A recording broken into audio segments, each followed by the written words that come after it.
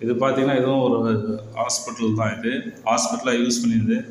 ஒரு 2-3 ஹாஸ்பிட்டல் வந்தோடனே லைனாக பார்த்திங்கன்னா எல்லாமே ஹாஸ்பிட்டலாக வர ஆரம்பிச்சிருச்சு நம்மளுக்கு பெஸ்ட் கண்ட்ரோல் பண்ணுறது.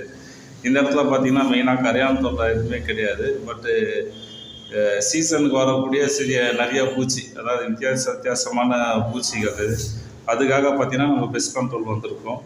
பட் இந்த இடத்துல பார்த்திங்கன்னா எந்த இடத்துலையுமே நம்ம தொலை போட்டு பண்ணுற அளவுக்கான சௌகரியமே இல்லை. எல்லா இடத்துலையும் பார்த்திங்கன்னா டைல்ஸ் வந்து க்ளோஸ் பண்ணியிருக்கு. இது பிஸ்னஸுக்கு பார்த்திங்கன்னா நல்லா கரெக்டாக இருக்கும் அது. ஏன்னா சவுரும் அழுக்காகாது.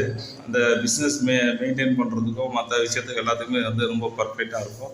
பட் வீட்டுக்கெலாம் பார்த்திங்கன்னா இது செட் ஆகாது. வீட்டுக்கு பண்ணுறதுக்கெலாம் இங்கேயும் பார்த்திங்கன்னா என்ன பண்ணியிருக்காங்கன்னு பார்த்தீங்கன்னா இந்த சைடும் டைல்ஸ் போட்டு க்ளோஸ் பண்ணியிருக்காங்க, இந்த சைடும் டைல்ஸ் போட்டு. இப்போ இதில் வந்து கரையான் இருக்குது.